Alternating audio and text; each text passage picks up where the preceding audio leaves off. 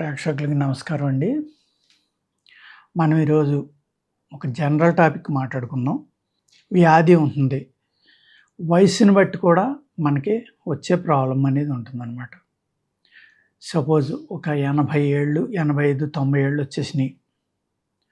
కాళ్ళు నొప్పులండి, కీళ్ళ నొప్పులండి అంటారు. నొప్పులు తగ్గితే సరిపోతుందండి అంటే, కాదు నేను వాకింగ్ చేయాలి, లేకపోతే గుంజీలు తీయాలి, పరిగెత్తాలి అనుకోవటం కుదరదండి ఆ వయసులో. ఎందుకు అంటే మనం 50 దాటిన కాడి నుంచి మనం వెనక్కి వెళ్తుంది వయసు అనేది. అప్పటిదాకా మనం బాగానే ఉంటాం. 15 నుంచి 35, 40 దాకా చాలా హ్యాపీగా ఉంటాం.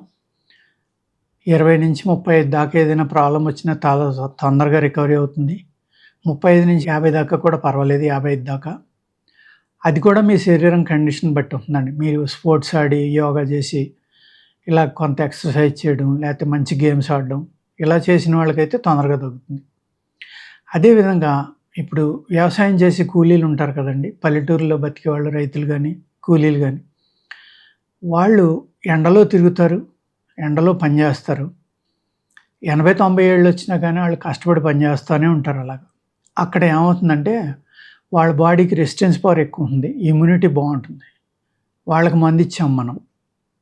అదే ఒక సిటీలో ఐడియల్గా ఉండేవాళ్ళు రిటైర్ అయిపోయి ఇంకా నా జీవితం అయిపోయింది అనుకుని ఏమీ చేయకుండా ఏదో టీవీ చూస్తా, ఏ బుక్స్ చదువుకుంటా కాలక్షేపం చేసేవాళ్ళు ఉన్నారనుకోండి, వాళ్ళకి మందు పనిచేసే విషయంలో చాలా అంటే చాలా తేడా ఉంటుందండి.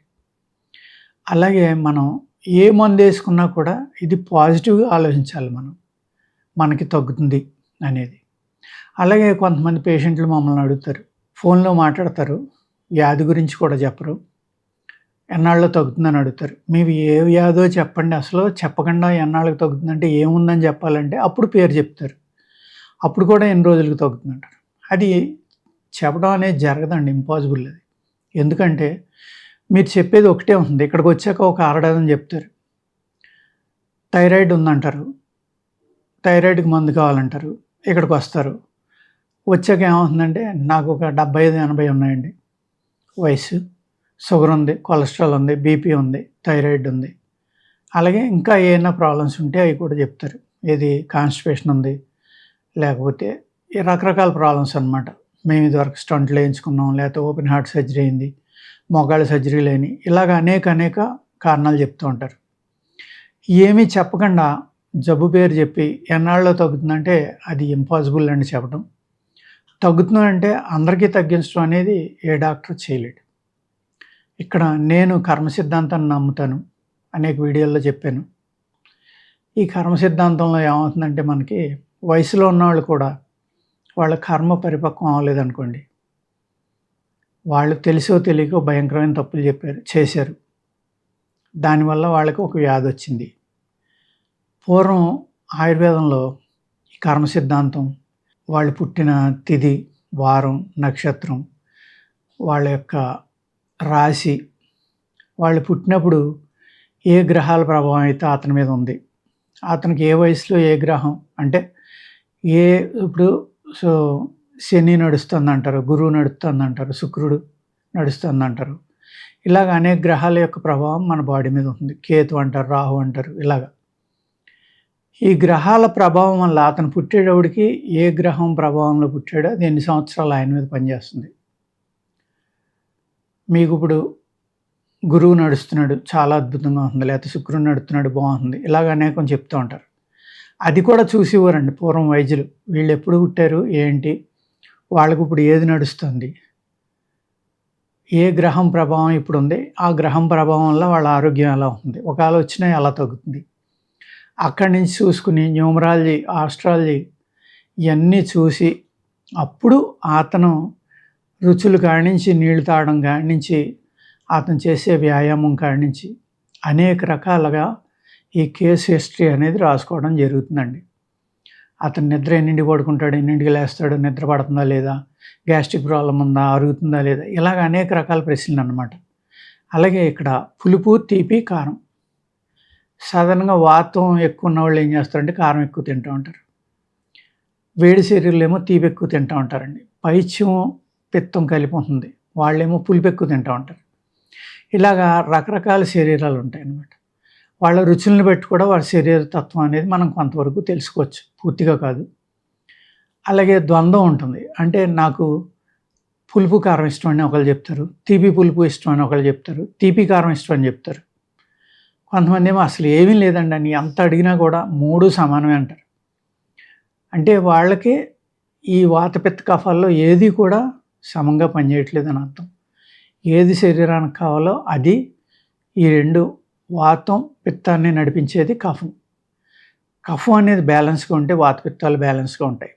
అంటే ఈ 3 గుణాల్లో ఏది కూడా బ్యాలెన్స్ లేని వాళ్ళే అలా చెప్తారని అనుకోవాలి.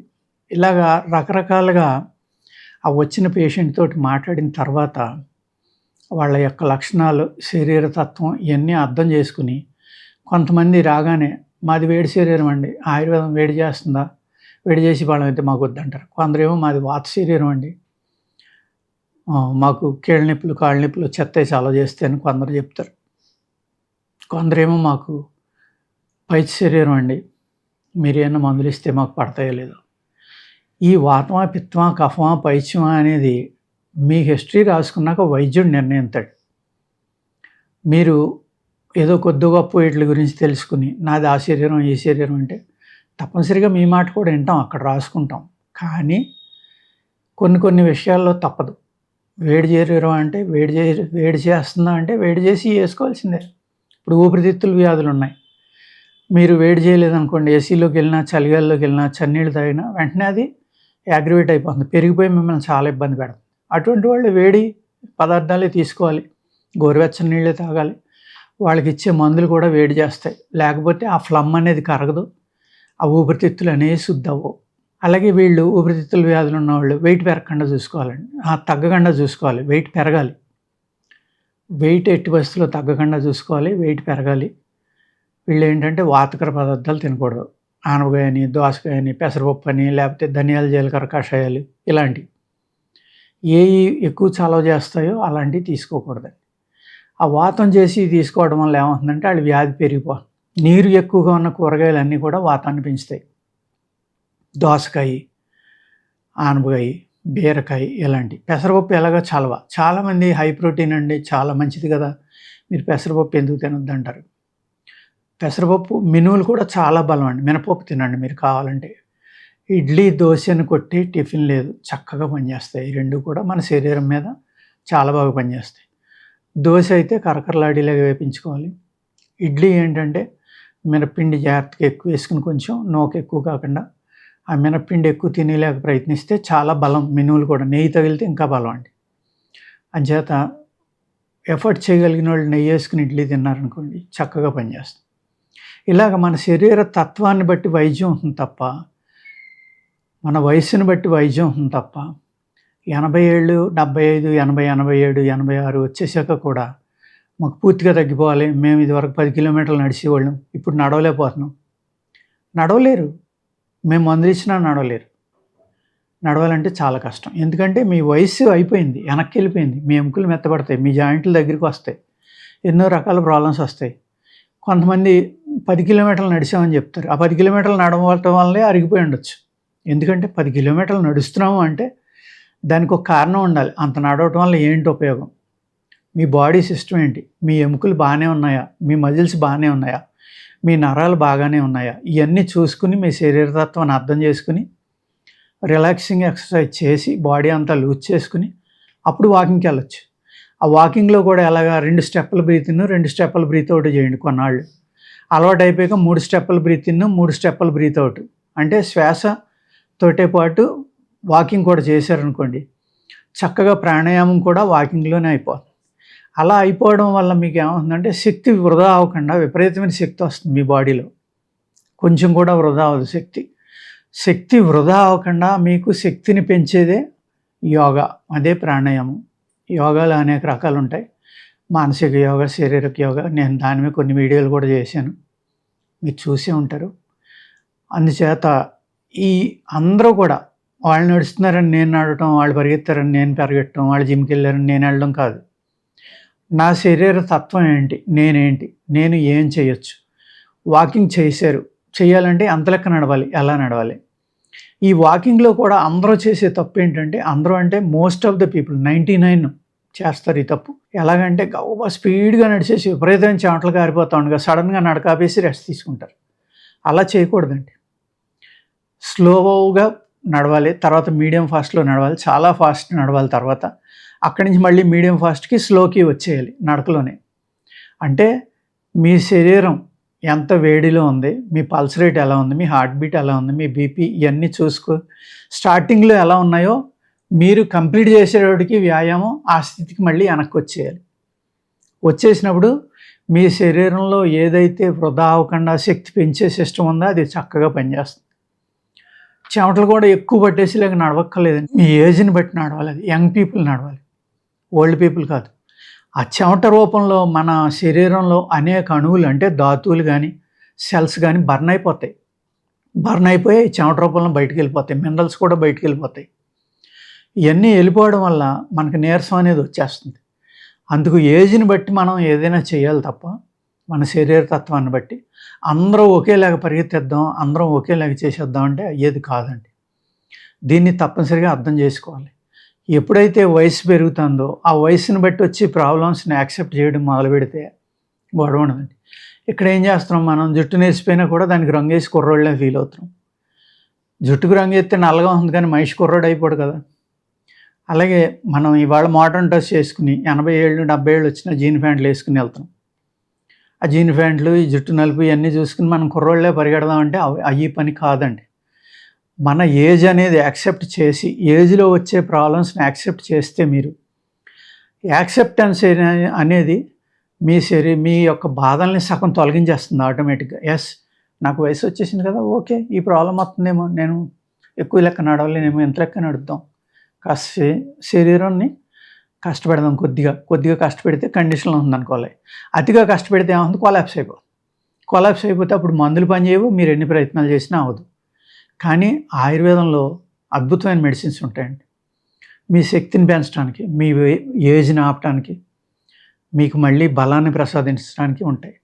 ఆ బలాన్ని ప్రసాదించడం అంటే ఎలా ఉంటుందంటే, పూర్వకాలం ఏం చేసేవారు, వాళ్ళకి అతిగా ఆలోచనలు ఉండి కాదు, అందులో ఎక్కువ విలేజ్ లైఫ్ ఎక్కువ ఉండేది కాబట్టి ఒక చెరుకు తోట వేసి ఆ 2 కలుపు తీతలు అయ్యాక మళ్ళీ అది కొట్టుకొచ్చేదాకా ఆయనకి పని ఉండేది కాదు. ఒక వరి చేను 6 నుంచి 7 నెలలు పండేది. ఊడిసేసిన తర్వాత అందులో కలుపు మొక్కలు తీసేసిన తర్వాత ఒక 4 నెలలు ఖాళీ. ఆ టైంలో చక్కగా అరుగుల మీద కూర్చుని చిన్న పత్తాలు సరదాగా ఆడుకోవటం కానీ, లేకపోతే పులి మేక కానీ అరుగుల మీద కూర్చుని అవి ఆడుకునేవారు. నైటు సాయంత్రం అయితే కోలాటం, భజన ఇలాంటివి సాధన చేసేవారు. అది చాలా అద్భుతమైన జీవన విధానం అనమాట. అది అప్పట్లో వాళ్ళకి టెన్షన్ ఉండేదే కాదు. ఒక పంట పోయితే దేవుడు ఇవ్వలేదులే, తర్వాత పంట చూద్దాం అనుకునేవారు తప్ప, ఇప్పట్లో జనం లేక వెక్స్ అయిపోవడం, ఏదో చేసేద్దాం, అరే లాస్ వచ్చేసింది, ఏం చేయాలని అనవసరంగా ఎక్కువ ఆలోచించి ఆరోగ్యాలు పాడు చేసుకోవటం ఇలా ఉండేది కాదు. వాళ్ళంతా కూడా స్పిరిచువాలిటీ అనమాట, వేదాంతం అంటారు దాన్నే. భగవంతుడు ఇవ్వలేదు, పోయింది ఈ పంట, తర్వాత పంట చూసుకుందాం అనుకునేవారు తప్ప, అయ్యో ఈ పంట పోయింది నేను ఏమైపోతానని ఎక్కువగా ఆలోచించేసి భయపడిపోయి లేనిపోయిన అనారోగ్యాలు తెచ్చుకోవడం ఇలాంటివి ఉండే కదండి. అలాగే 10 మంది కూర్చుని చక్కగా మంచి చెడ్డ మాట్లాడుకుని మనసులో మాటలు పంచుకోవడం వల్ల వాళ్ళ హార్ట్ ప్యూర్గా ఉండేది, మనసులో ఏం ఉండేది కాదు.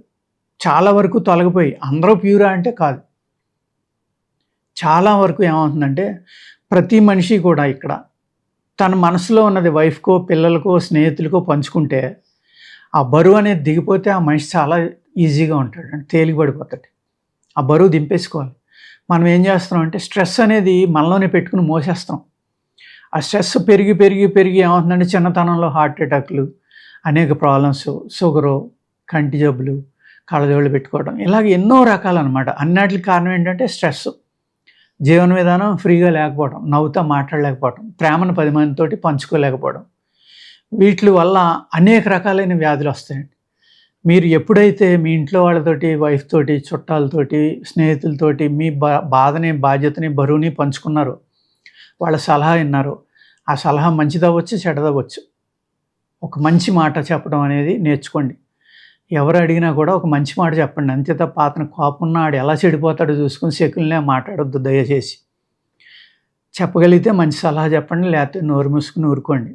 ఇది నాకు చెల్లదు, నేను చెప్పకూడదు వీడికి, నేను చెప్పడం వల్ల వీడికి చెడు జరుగుతుందేమో అని మాట్లాడుకూరుకోండి అంతే. అంతే తప్ప ఎంత కోపం ఉన్నా కానీ ఎదుటివాడు వచ్చి సహాయం అడిగితే ఒక మాట సాయమైనా చేయండి. మీ దగ్గర డబ్బు లేకపోవచ్చు, ఇంకోటి లేకపోవచ్చు, వాడిని మీరు పోషించలేకపోవచ్చు. ఒక మంచి మాట అనేది ఒక మనిషి జీవన విధానాన్ని మారుస్తుంది, ఆ మనిషిని ముందరకు నడిపిస్తుంది. అది మీ శత్రువు వచ్చి అడిగినా సరే ఒక మంచి మాట చెప్పండి మీకు చేతనైతే, లేకపోతే మాట్లాడుకూరుకోండి. ఈ విధమైన జీవన విధానంలోకి మనం వెళ్ళి మనం మారితే అనేక వ్యాధుల నుంచి దూరంగా వెళ్ళగలం. పూర్వం ఉమ్మడి కుటుంబాలు ఉండేవి, అక్కడ ఒకళ్ళు పంచుకునేవారు కాబట్టి ఈ బరువు బాధ్యతలు అనేవి ఒక్కళ్ళు మోసేవారు కాదు. వాళ్ళ ఒక్కళ్ళే పిల్లల్ని కంటాం, లేకపోతే ఇద్దరిని కంటాం. వాళ్ళేమో అమెరికా వెళ్ళిపోవాలి, జపాన్ వెళ్ళిపోవాలి, సింగపూర్ వెళ్ళిపోవాలి. ఈ ముసలోళ్ళేమో అనాథలే వదిలేస్తున్నారు. వాళ్ళు అక్కడికి వెళ్ళాక బరువు బాధ్యతలు ఉండవు కదా, ఈజీ లైఫ్ అక్కడ. ఇక్కడికి వస్తే వీడిని హాస్పిటల్కి తీసుకెళ్ళాలి, వీడేదో చెప్తూ ఉంటాడు, ఈ అసెట్లు, ఈ ప్రాపర్టీలు, పక్కోడితోటి గొడవలు, లేకపోతే అవి గొడవలు కాదు. ఈ ప్రేమలనే దూరం అయిపోవడం వల్ల, ప్రతిదీ కూడా భూతద్దంలో చూడటం వల్ల మనం అనేక ప్రాబ్లమ్స్ వస్తున్నాయి. ఈ ప్రేమించడం నేర్చుకుంటే అనేక ప్రాబ్లమ్స్ సాల్వ్ అయిపోతాయి. ఆరోగ్యం కావాలి అంటే నేను ఈ వీడియోలో చెప్పిన చాలా చక్కని పాయింట్లండి. తప్పనిసరిగా ఫాలో అవ్వడానికి ప్రయత్నించండి. ప్రేమగా ఉండండి, నవ్వుతూ ఉండండి, ఆరోగ్యంగా ఉండండి. నమస్కారం అండి.